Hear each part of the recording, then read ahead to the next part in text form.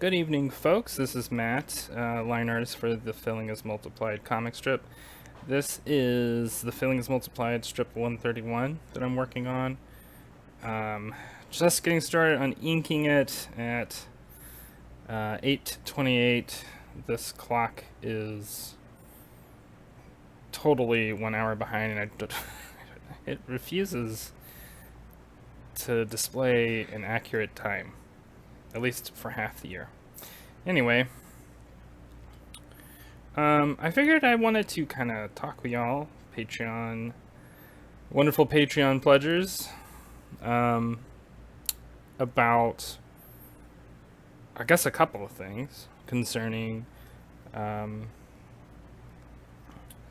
this particular, reward that y'all get through the Patreon, specifically, watching me do these videos, watching me draw, and I know that I have been pretty, incommunicado for a lot of these strips lately, and I wanted to go over some of that with y'all, just like talk about that for a moment, and also wanted to touch base with, I'm sure plenty of y'all have noticed that last week there was no strip, and first off, I want to give an apology for not having some kind of anything, uh, you know, any kind of warning or whatever, just like Tuesday last week came by and y'all got nothing, right?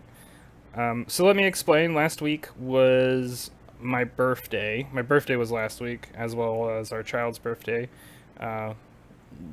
Me and the babe, we share the same birthday.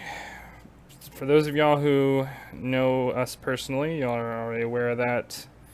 For those who do not know us personally, that's a fun and interesting detail about our lives.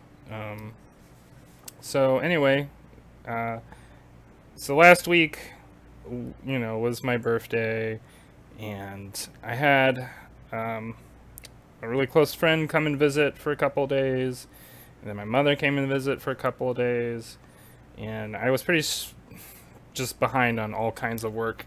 And I had, I had already made the intention the week before, like, I'm just not really going to do anything that week. I'm going to treat it as a vacation. I haven't had a vacation, so here's that opportunity. Going forward in the future, I'm going to make sure that, people who are on this Patreon, people who are, paying me and my family money, right? To, at least let them have a heads up about what's going on, so that they'll have a better understanding as to why they're not getting an update on their comic and all the other wonderful things that they have access to. So I wanted to touch base on that, and then I also wanted to talk about, I had another thing I wanted to talk about, and it escapes my mind. Oh, just like, and then another thing, and this is something I keep mentioning every time I start talking again on these process posts, which is like, where is all the chatter, right? Like, where is all the talking? Maybe some of y'all aren't necessarily jonesing for it, or maybe you don't care or whatever, but I intend to make keep myself sort of accountable on this, because I ultimately want that to be something that is in the majority of these process posts. I think I always have some kind of thoughts, while I'm drawing, and I have tons of thoughts I want to share with people who view what I work on. That's stuff that's supplemental to my work, supplemental to my life.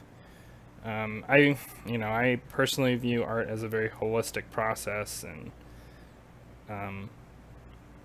my thoughts, both philosophical, or I say both, like my thoughts, philosophical, political, aesthetic, whatever, all play into each other.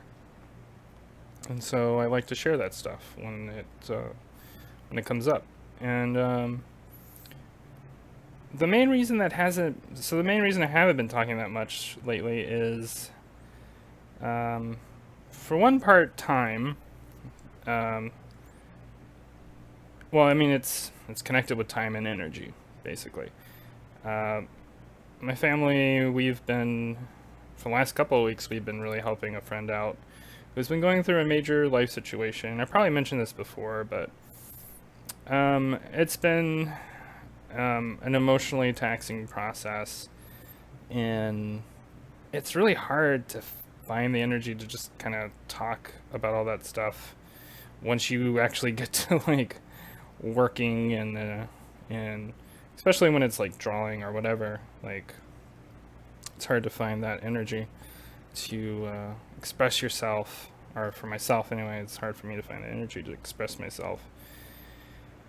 And so I've been kind of really making this decision, like, well, I'm just gonna keep it quiet.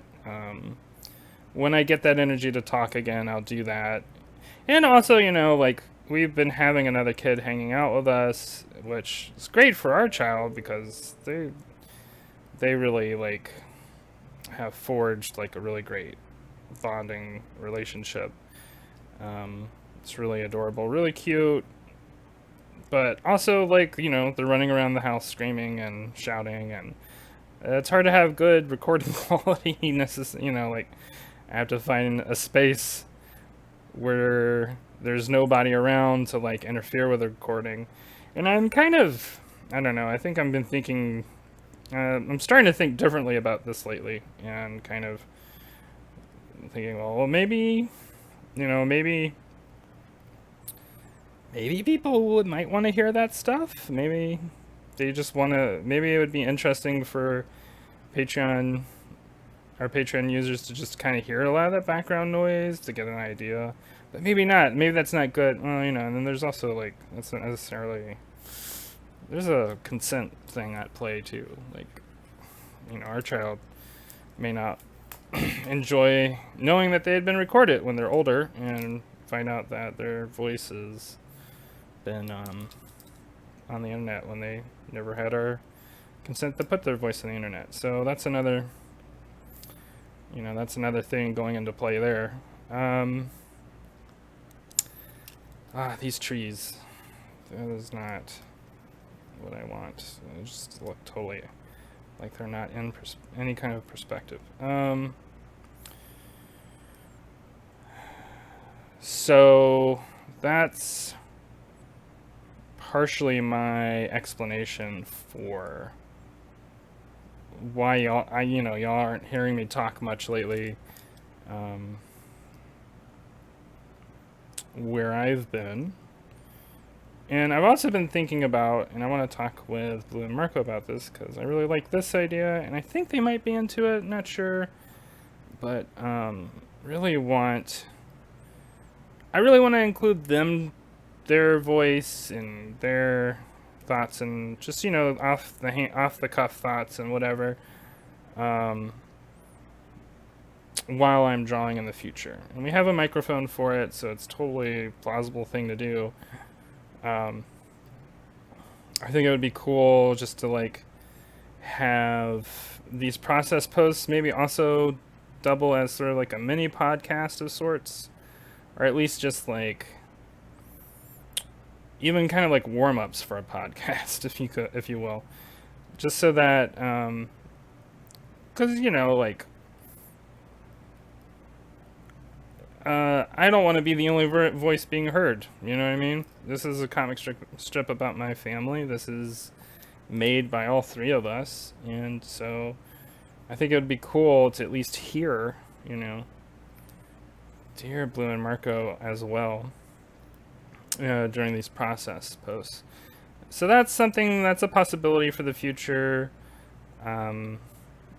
Obviously, like, that's not always going to be available because we're all doing like a million things at once at any given time. But that is definitely a possibility, and I'm definitely going to push for it. Tonight I was actually going to ask them, but hey, it's like 8:30, and right now Blue and Marco are taking a bath, and I was just like, well, I need to get this done. I'll ask them about it later on tonight. If by any chance they happen to get out of the bath before I'm done with this strip, I'll definitely ask them. But for now, this is... Y'all got me. That's who you got. uh, but...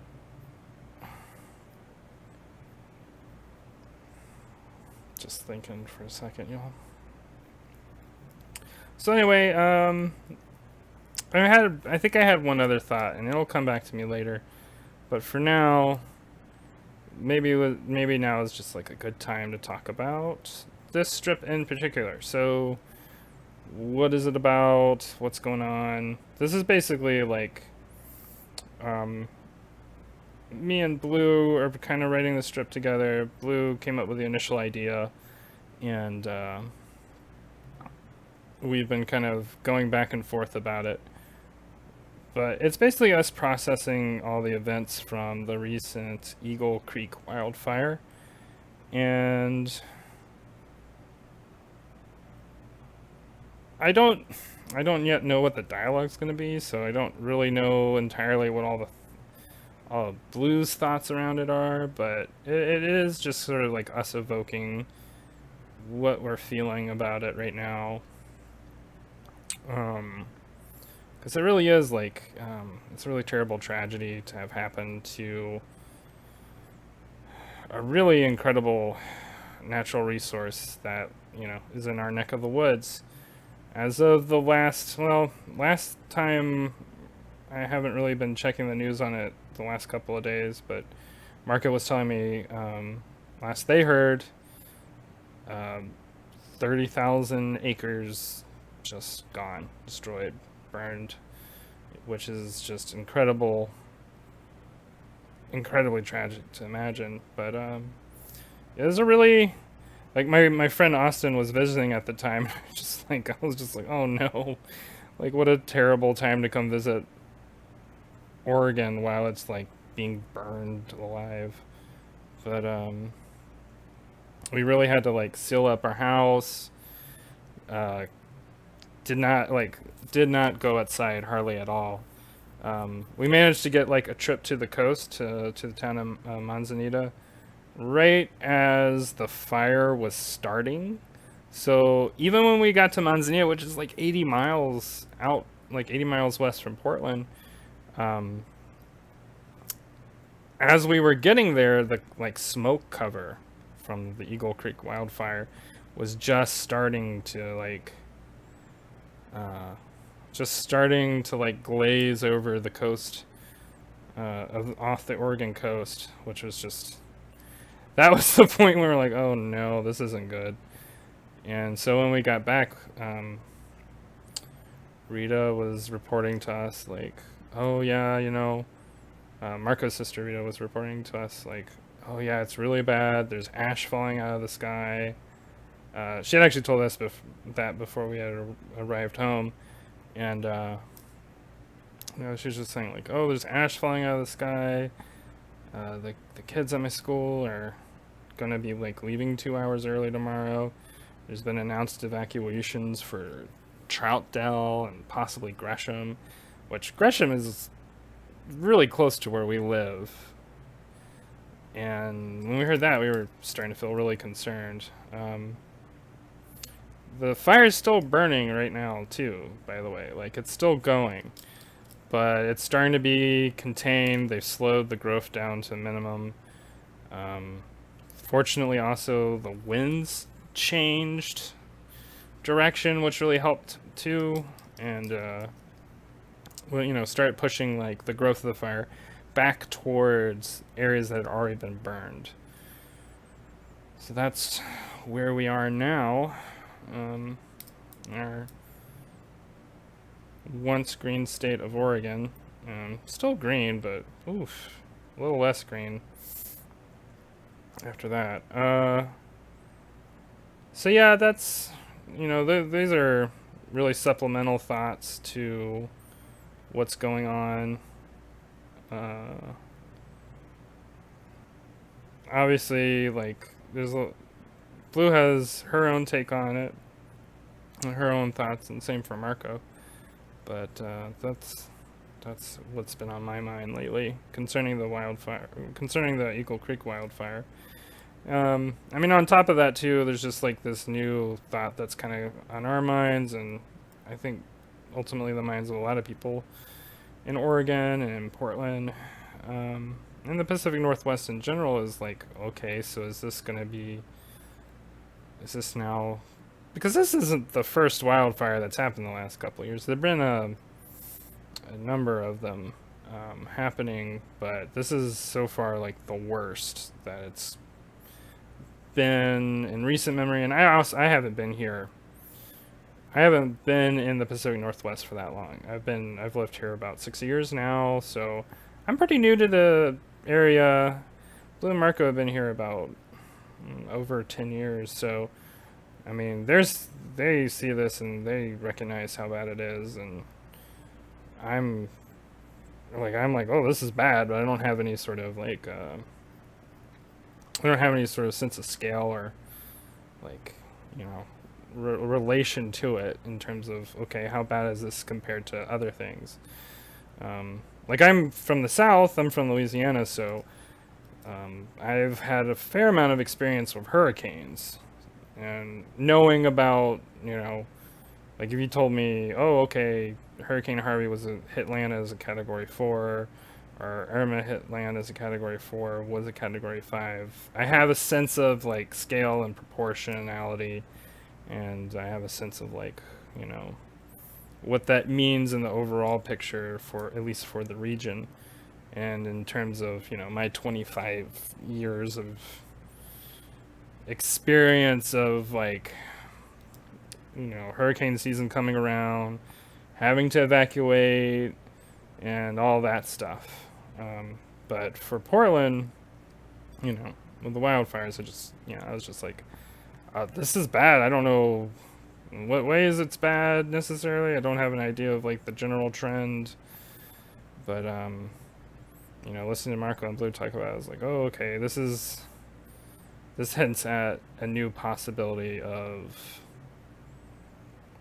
what's in store for the future of this area. Like, if this is like if this is definitely like connected with climate change and with the seasonal drought that seems to be happening pretty regularly now, because we had a really bad drought for the last couple of years during the summer, and there have been a couple of wildfires too in those last couple of years. So is this something to be expected? Like, there's definitely a lot to be said about somebody, lighting fireworks in the middle of the frickin' forest during extreme drought, but regardless, like, wildfires happen in all kinds of different ways, and there are also natural ways they can happen, or, they can be started by lightning and other sources of heat. So if there's drought conditions, there are gonna be wildfires. That's my concern. That's what I think about. But I had thought for a moment that I do have some more thoughts about just like, I don't know, natural disasters, my experience with natural disasters. And it's interesting because I moved to the Pacific Northwest to kind of get away from extreme weather. Although ironically now I kind of miss some of it. Like, I really miss thunderstorms. I didn't think that was something I was going to miss, but I really miss thunderstorms now. They don't really happen here in the Pacific Northwest. They just aren't a thing, it seems like. It's almost like a thing that it didn't happen this year, but it seems like at least once a year there's a thunderstorm, and actually this year there wasn't. But it becomes this event where people are like, "Oh, I heard thunder off in the distance. Oh, there's a thunderstorm," and I'm just like, "All right, well, okay." And it's always just like, um, I guess I'm being a thunderstorm snob at this point, but I'm just like, oh, that's it. Like it was thundering for a while. Kind of sky kind of spat at me for a second, and then the big thundercloud moves on to do virtually nothing somewhere else. I miss Louisiana weather, which is anywhere from um, heavy, long, sustained rains to torrential downpours accompanied with just the most terrifying, terrific wind gusts and lightning and the terror of a tornado forming, a mile out, encroaching on your house. Just that's what I'm used to. Just from 25 years of that is what I've been used to from for that the majority of my life, and it's really weird being in a setting where that's not the case. And Oregon weather is really interesting because the things that people are worried about here is not the weather at all, except for instances like drought, which is its own kind of different kind of terror. It's more of an extended dystopian sort of angst, and less an immediate encroaching spectacle like a severe thunderstorm can be. Um, but no, in Portland, or in Oregon in general, the Pacific Northwest in general, it's a different situation. It's like the drought. It's the same kind of um, underlying fear of something on the way, basically. So there's like the Cascadia subduction zone, which is supposed to be the most terrible, horrifying earthquake ever to happen in human history, possibly, or in the Pacific Northwest, depending on who you talk to. There's tsunamis, but that's only a major concern if you live on the coast. Um, and now, I mean, there's wildfires, which is, I mean, you're they're relatively easy to not be killed by, in the sense that you can see them coming, sort of, but I mean, they will destroy your stuff, right? I mean, wildfires seem a lot. It's interesting because the impending damage of a wildfire seems similar to me as to that, sort of like a hurricane. Not as widespread as a hurricane, obviously, but the time frame for which you can do something about it is a little more extended out, like a hurricane. But like you can evacuate. An earthquake you can't really evacuate for. You're there, it happens. I've never actually been through one, kind of not like to, but I live in the Pacific Northwest, so I feel like my odds are pretty good that at some point in my life I'm going to experience one, and hopefully it won't be the Cascadia subduction zone earthquake, God forbid. But yeah, it's interesting thinking about that, just thinking about natural disasters and emergencies and whatnot, because it's really interesting how that you would think that would shape your connection to your environment, but I can tell you, living in Louisiana really doesn't. At least not for most of the people that I knew. Like, annually, hurricanes occur in the South.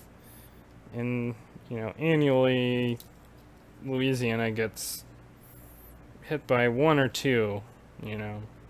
Some part of Louisiana gets hit by a hurricane. And it's always, like, kind of more like, I mean, and this is, I as I'm getting older, I kind of relate to this. I didn't relate to it when I was younger, but it's more sort of approached as like a viewing party than anything else. Like, hurricane parties are a pretty common occurrence in the South. I'm sure there were hurricane parties for people who were just, living out Irma, and I hope they got through it all right. But a lot of the South, I don't know what it is. I mean, I do know what it is. I don't know why I'm saying I don't know what it is. There's a massive culture in the South that views disaster as this encroaching disaster as this opportunity for entertainment, and I think it's also just like, and it's also connected to this refusal to hear out like what the government is warning you about. Like, the National Weather Service does a really good job warning people and reporting and assessing the potential danger of hurricanes and and other other traumatic storms that occur in the region. And the people who live there really take it for granted. And I say this too as somebody who, like, my dad worked and still does to a certain degree, worked and works in emergency management and disaster mitigation, especially in the South, and especially around stuff like hurricanes and tornadoes and severe weather. There really is like this culture in the South of, oh, screw you, I can take care of myself, I don't need your help. And it's definitely like rooted in a sort of, I mean, it's definitely rooted in a, and the same culture that brings you truck nuts and all the other kind of, how should I phrase this? All the other curious travesties of like a toxic masculinity soaked culture where it's all about independence, individuality, freedom, but none of the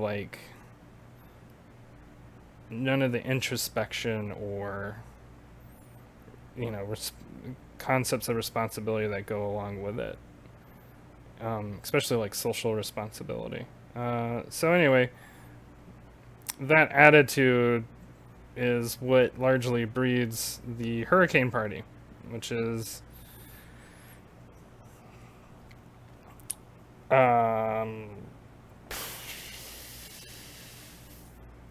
it's exactly what it sounds like. A bunch of people sticking it out during a hurricane, getting drunk, like getting wasted because they don't have to go to work, and getting ready for their power to go out, or if they have a generator, which most people now in the South do, switching on their generator and doing God knows what, because you're not going to have cable. Maybe they do have cable, I don't know.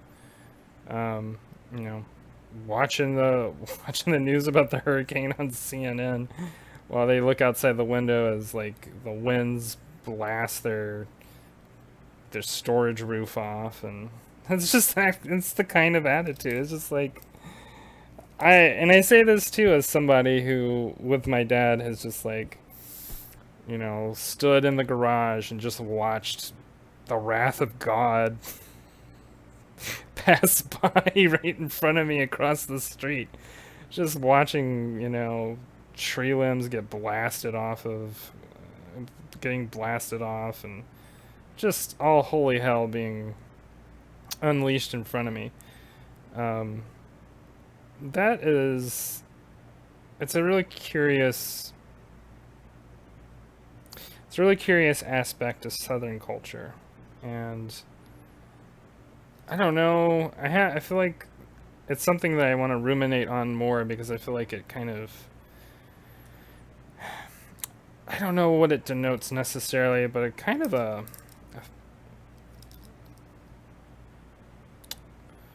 a certain level, it's almost like a respect towards nature, and on another level, it's sort of like sticking your middle finger up at nature too. I've always kind of like done it as a thing of being a witness to the wrath and fury of nature, and as a way of really just like learning to respect it. Because I've always had a pretty healthy fear of, and at certain points in my life, an unhealthy fear, but I've always had a pretty healthy fear of of severe weather conditions, natural disaster, a healthy respect of like natural forces. And as I've gotten older, I've kind of like really kind of soaked in a lot of that culture of spectacle, that Southern culture of spectacle, and there really is a certain kind of, for me, there is a certain kind of charm and beauty to enjoying and appreciating a severe, like a traumatic weather event happening right in front of you. And in living in Portland now, like I feel like I get it now in a deeper way, to where I miss it.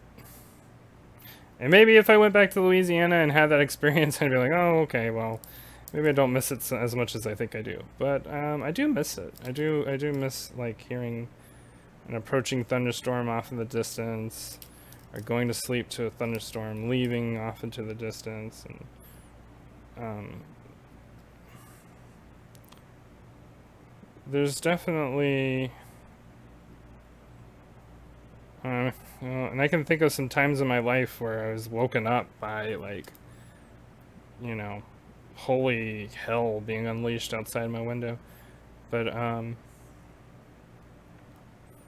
there's definitely something really, I don't know, there's like a grandeur to it. It's hard for me to describe because it's that kind of ineffable, thing where it's just like, oh, nature, it's so powerful, blah blah blah. But people are always talking about, enjoying nature and all that stuff, and it's like, and I feel like in order to fully enjoy it and appreciate it and understand it, you also have to kind of like experience its destructive side too, or at least understand its destructive side, and if possible from a first-hand perspective, so that you can kind of get an idea of what is possible in our world. And turns out quite a lot, and quite a lot of it is actually kind of terrifying. And I don't know if it's because that's missing in our lives, or if we're so abstracted and disconnected from it that it's part of what's causing this, this massive disconnect culturally between a lot of people and like their relationship with nature. Because I feel like a lot of the cultural narrative around climate change and climate catastrophe, whatever you want to call it, I think a lot of it is connected to the fact that a lot of people live in different. I mean, everybody lives in a different environment, and so they what they view as like a change in climate is totally different to other people. If you live on, like, I mean, clearly, if you live in Washington D.C., you don't you don't generally experience hurricanes. Well, maybe pretty soon you will, and that might, you know, it might change your relationship to, the narrative of climate change. But who knows? But anyway, my point being, if you don't really experience traumatic weather, if you're where you're living doesn't get blasted by tornadoes or flooded fairly often, you're gonna think everything. You might, you know, convince yourself that everything is fine, or this is just like, oh, it's cycles, it's temporary, blah blah blah. But if you live in an area that is like pretty constantly blasted with traumatic weather systems, you start to get a pretty good idea of like what to expect and what is outside the norm.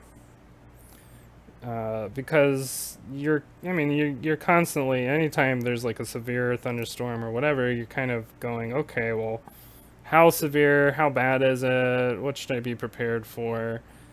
You really get yourself into that mindset of like, oh, okay, well, what should I be prepared for? And most of the time it's alright, it's fine. You just don't want to go outside unless you're really just like wanting to tempt the forces of nature and get struck by lightning, or um, possibly get a tree to fall on your car in the middle of the road, or get stuck in a flooded ditch or whatever. And so if you live in those kind of areas, you do have a better connection, although ironically, like there are a lot of people in Louisiana who don't believe in climate change, but after events of Katrina and after Harvey, I imagine that's changing somewhat, a little bit, anyway. But for myself, like I look at an event like Harvey and I go, oh, okay, that's pretty extreme. Like that's, and it's another thing that I've kind of been processing and talking about with Marco a little bit is that even before climate change was a topic on people's radar concerning natural disasters and whatnot, Houston getting hit by a hurricane was always going to be a disaster. Regardless of how the climate is changing, there was always the conversation in everybody's mind about, okay, well, what happens when a category 3 or above hurricane hits Houston? Because Houston was never, it's the way it was built was never in any sort of like smart, intentional way as regards hurricanes. Even though Texas is totally a place that gets hit by hurricanes almost annually, just fairly regularly, especially Galveston, which is it's not that far away from Houston. And so anyway, for me, I've just been like, okay, yeah, I definitely am looking at this from like a climate change perspective, but additionally, like, this was always going to be a disaster one way or another, regardless of like, you have a like Harvey was just like one of those perfect storm situations that people were planning for decades, are trying to plan ahead for decades ahead. And well, it happened, and historic record level flooding happening in Houston. Just just terrible, terrible destruction. And then of course Irma happens like a week. It was like a week later. Another category 4 hitting land. And then from what I understand, Jose was a category 5 not going to hit land, but it was another category 5 following up Irma. that's kind of unprecedented. Like, just as somebody who has generally been prepared for hurricane season from the age of like 10 or 11, after having to evacuate several times to my grandparents' house, like, you really start to pay attention to that stuff. And so, um, that's, that's just like, for me, I'm just like, wow, I've never seen that happen. I've never seen Category 5s happen with that frequency. That is nuts. And so that really gives me a lot of cause for concern. And I've already been somebody who has been, um, paying attention to the conversation about climate change, paying attention to changing weather patterns around the world in the United States, and to how, all these intricacies around us are being affected by an increasingly destabilized environment. And so I see that from like an environment that I've been very intimately connected with, um, throughout a majority of my life, and I see that happening, and I go, oh, yeah, this is like, for me, this is like a smoking gun. Like, this is not something that is normal. This is not something that is like even a once in a century kind of event. This is like, if hurricanes of that strength and intensity are happening with that much frequency, and if the National Weather Service is also adding additional categories to the system, like a Category 6 and a Category 7, that's a pretty that's that's bad. I mean, that's bad news bears. So,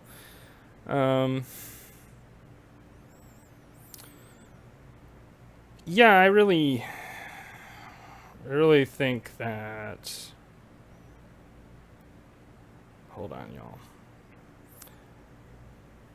I don't have a good transition for this topic. It's just like, that's that is where we're at, right? Like, that is where things are right now, and I don't really know what that's going to mean for the future.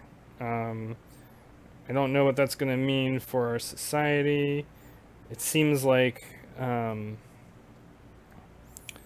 even now, it seems like people who we have been waiting for to kind of get a clue and get with it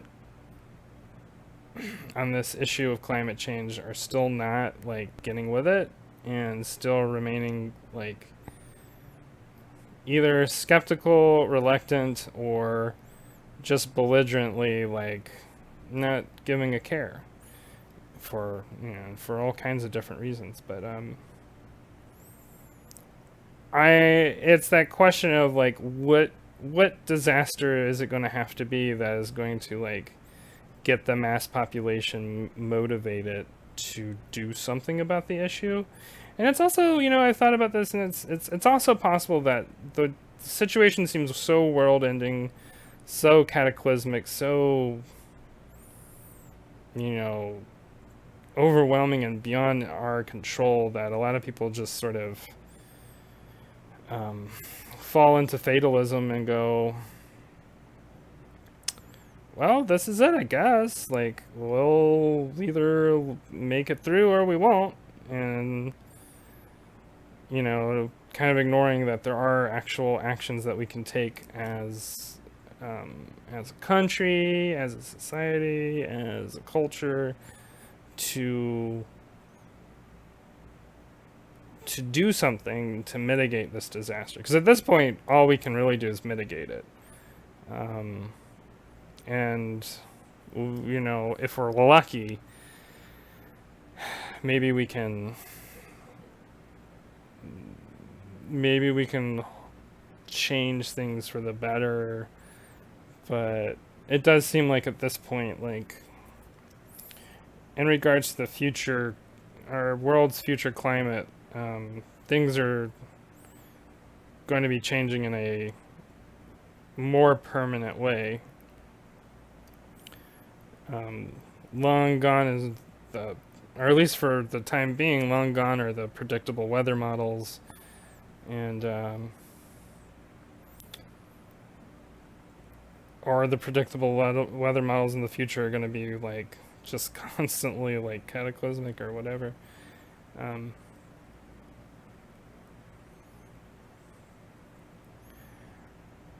I try and hold up optimism for the future. I do think that more and more people are getting wise to what's going on. More and more people are going to start getting getting into engineering solutions to deal with this issue. But I definitely would say that the climate crisis is not going to be solved single-handedly by everybody buying a Tesla and getting solar panels on their roofs. That's not going to single-handedly solve this problem. Neither is like, well, maybe this would help this would definitely help in a big way, but ending the livestock I don't know how to describe this. I guess, if everybody went vegan, like that would probably help in terms of cutting out methane emissions or whatever. But even then, it's like the way to solve this problem is going to require motivation, organization on a level that is so massive that the human population hasn't seen it before, or at least that we know of. But here we go, I guess. We tread precariously onward into the future, regardless of whether we want to or not. And I can only hope that there are people more clever and smarter than myself out there who are going to help in this situation and help solve some of the problems of this situation.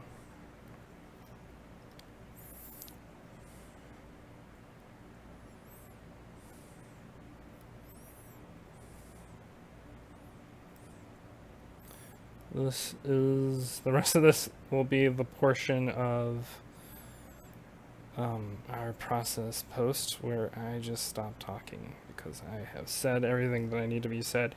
I think what I'm going to do too is I'm going to finish out inking this panel, and then I'm going to quit out of this video, and I will have it posted pretty soon, and then we'll have this strip posted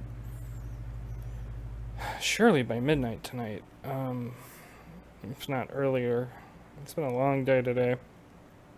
I'm ready to be done, but I still have a little bit of work to do.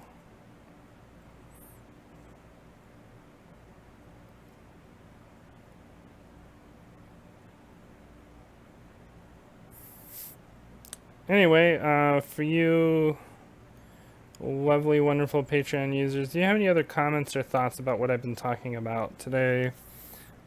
Please feel free to leave a comment or a response or what have you on the Patreon or on my YouTube channel or whatever.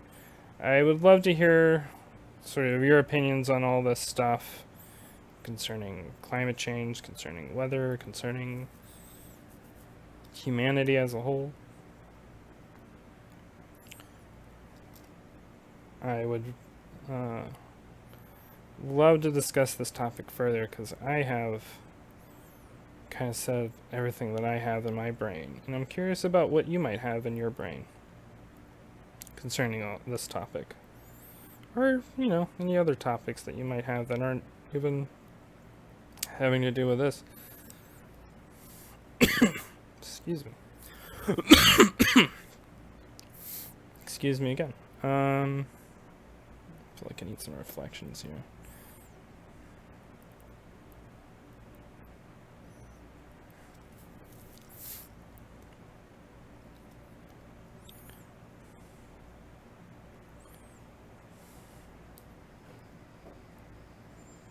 So anyway, I will start to log out here, and I will talk to y'all again soon. Hope everything is going well with y'all, and we will talk anon.